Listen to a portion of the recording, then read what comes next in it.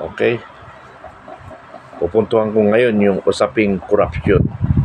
Opinion, samot-saring opinion ng anti-corruption at saka pro-corruption. Dito galit na galit ako eh.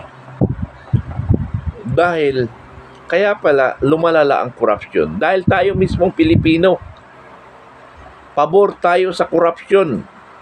Maraming Pilipino pabor. Ang unang pabor dyan, yung kamag-anak ng corrupt na opisyal. Dahil sila ang makikinabang. Lalo na yung pamilya nila.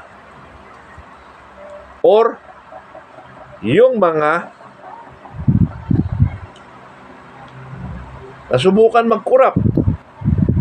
Kaya sinusuporta nila. Alam niyo yung mga kataga nila na salita. Ito yung pinupuntuhan ko dito, yung corruption, yung opinion nila. Kasi, kaya nga nagtataka ako, ang nilalabanan ko corruption. Pero maraming galit na pag tinatalakay ko ang corruption, na mayroong opinion, sa panahon pa ni Jesucristo may corruption. Ang ibig niya sabihin, manahimik na lang ako o manahimik na tayo mga anti-corruption. Dahil simula't simula may corruption na at ayaw niya nang baguhin. Galit pa nga siya eh. Sa bumabati ko sa corruption. Ayun na, hindi ko maintindihan na pag-iisip ng Pilipino. Mas naiintindihan ko pa yung manahimik na lang siya na hindi nagsalita, naiintindihan ko pa.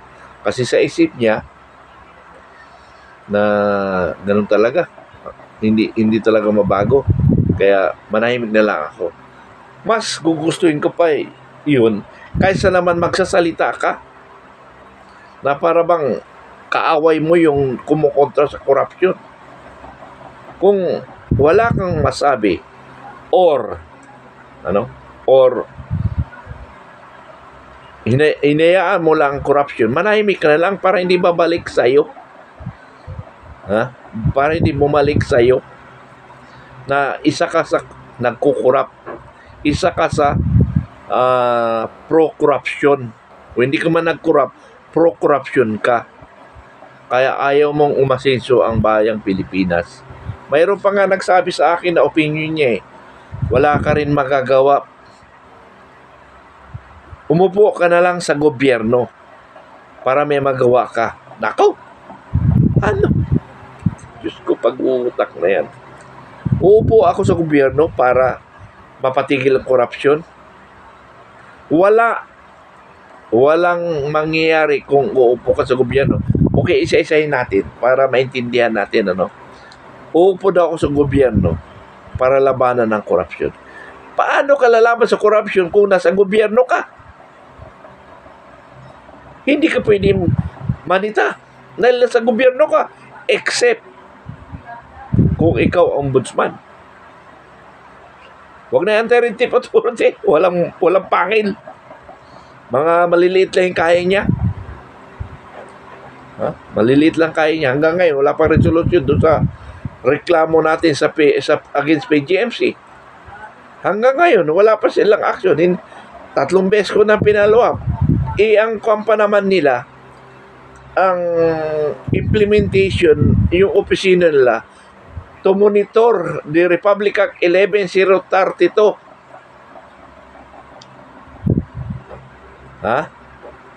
Pabilisin ang aksyon ng mga nasa gobyerno. Sila ngayon ang problema. Kaya kailangan ireklamo ko na rin sa ombudsman siguro ito na in violation of 11.32 para mapahiya naman. Pero anyway, tapusin ko muna ombudsman. Pero nabanggit ko lang yan kasi ang topic natin, opinion. Balik tayo sa uupo sa gobyerno. Uupo ka sa gobyerno para para konsintihin lahat ang korupsyon? Okay, umpisa natin sa Pangulo. Ang Pangulo sigurado magkukurap yan. Malaki kasing ginastos. Dahil ang mga kalaban gumagastos rin. Dahil ang mga butante nag-aantay ng pera. Isa nila kukunin ng pera, di sa gobyerno rin. Di corruption pa rin yun. Magkukurap pa rin ang presidente. Kaya nga walang presidente na hindi corrupt. Okay. Sa senador o congressman, sila yung gumagawa ng batas. Sino ang senador, congressman na hindi nagnanakaw? Tanungin ko kayo. Si Tulfo? Ano ba yung kuan na sa Congress? Kalimutan ko, si kuan na lang, si Busita. Congressman Busita. O sino senador dyan? O congressman? Lahat yan, magnanakaw. Ha? Lahat yan. Okay. Bigyan ko yung example, nung ma-impeach si former Justice Corona, na-impeach. Di ba lumabas na binayaran yung mga senador para lang mapatalsik si Corona dahil inaprobahan niya si Dalosita na i-carp na lang? Oh, ginawa niya, pinagigantian ni Pinoy Aquino. Ha? Ginantihan niya si Corona, pinatalsik. Binigyan niya ng 50 million ang mga senador. Okay. 3 lang hindi yata pumirma doon. Ha? Si Senador Defensor, President Marcos, hindi pumirma doon eh. Hindi umayon. At saka si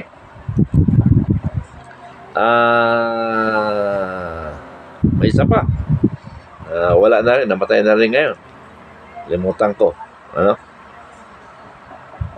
So, 3 lang hindi yata pumirma. Pero hindi ibig sabihin 3. Hindi nag-corrupt rin yun kahit pa paano. Kahit si Miriam Defensor nag-corrupt yun. Pero yung pagka-corrupt niya, ibinibigay rin sa taong bayan. Hindi pagpapayaman ang sa kanya. Ano? So, hindi ka rin yung si Senador Tulfo. Imposible, hindi magnakaw yan. Pero hindi siya ganong kagarapal na magnakaw. Yun lang yung pinagkaiba. Pero kung pinag-usapan nakaw, mayroon talaga. Almost nga nasa gobyerno.